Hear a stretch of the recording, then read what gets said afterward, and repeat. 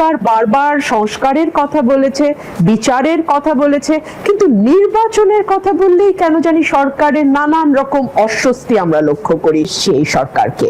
এবং একটা কথা আমরা শুরুতেই অবশ্য স্পষ্ট করেছিলাম যে সরকার যদি নিজেই নিজেকে ব্যর্থ করে তাহলে কিন্তু বিএনপি বা অন্য কোনো পলিটিক্যাল পার্টি কিছুই করার থাকবে না।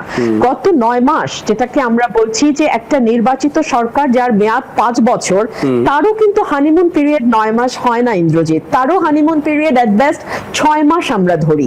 সেইখানে একটি নির্বাচিত সরকার, যে সরকারটির নাম হচ্ছে অন্তর্বর্তীকালীন সরকার, সেই সরকারের জন্য 9 মাস থেকে 9.5 মাস it's a long time, it's a long time.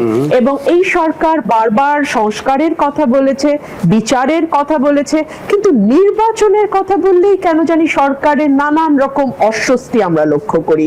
আপনি যদি প্রথম দুটোর দিকেও একটু লক্ষ্য করেন, সংস্কার এবং বিচার সংস্কারটি চলমান প্রক্রিয়া, তাই না? এবং সংস্কার চলতেই থাকবে। আপনি দেখেছেন যে 6টি সংস্কার কমিশন, মূল 6টি কমিশন, আরো ছোট ছোট কয়েকটি কমিশন হয়েছে, বাট মূল 6টি কমিশন তাদের রিপোর্ট দিয়েছে। ওই রিপোর্টের উপর পলিটিক্যাল পার্টিগুলো তাদের মতামত জানিয়েছে। ডেফিনেটলি বেশ কিছু বিষয়ে পলিটিক্যাল পার্টিজ এর মধ্যে ঐক্যমত আছে। সেই বিষয়গুলোর সংস্কারও যদি ডক্টর ইউনূস শুরু করতেন তাহলে আমরা অন্তত বুঝতাম যে কিছু শুরু হয়েছে।